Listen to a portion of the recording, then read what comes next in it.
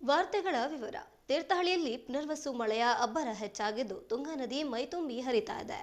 ಪುರಾಣ ಪ್ರಸಿದ್ಧ ರಾಮ ಮಂಟಪ ಮುಳುಗುವ ಹಂತಕ್ಕೆ ತಲುಪಿದ್ದು ಬುಧವಾರ ಡಿಸಿಸಿ ಬ್ಯಾಂಕ್ ಅಧ್ಯಕ್ಷ ಆರ್.ಎಂ. ಮಂಜುನಾಥ್ ಗೌಡ ತುಂಗಾ ನದಿಗೆ ಬಾಗಿನ ಅರ್ಪಿಸಿದರು.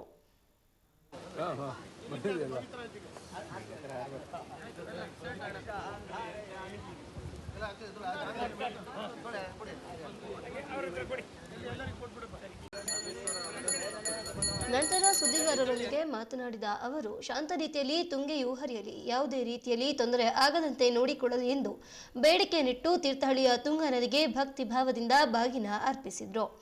ಇನ್ನು ಕಳೆದ ವರ್ಷ ಮಳೆ ಕಡಿಮೆಯಾಗಿ ಮಲೆನಾಡು ಕೂಡ ಬಯಲುಸೀಮೆ ರೀತಿ ಕಷ್ಟ ಅನುಭವಿಸುವ ಪರಿಸ್ಥಿತಿ ಬಂದಿತ್ತು. ಕುಡಿಯುವ ನೀರಿಗೂ ತೊಂದರೆ ಆಗಿತ್ತು. ರಾಮೇಶ್ವರನ ಅನುಗ್ರಹದಿಂದ ಪುನರ್ವಸು ಮಳೆ ಚೆನ್ನಾಗಿ ಆಗಿದೆ. ಇಲ್ಲಿಯವರೆಗೂ ತೀರ್ಥಹಳ್ಳಿಯಲ್ಲಿ ಎಲ್ಲೂ ಅಪಾಯ ಆಗಿಲ್ಲ. ಜನರಿಗೆ, ಜಾನುವಾರುಗಳಿಗೆ ಯಾರಿಗೂ ಕೂಡ ಅಪಾಯವಾಗದ ರೀತಿಯಲ್ಲಿ ಆಶೀರ್ವಾದ ಮಾಡಲಿ ಎಂದರು.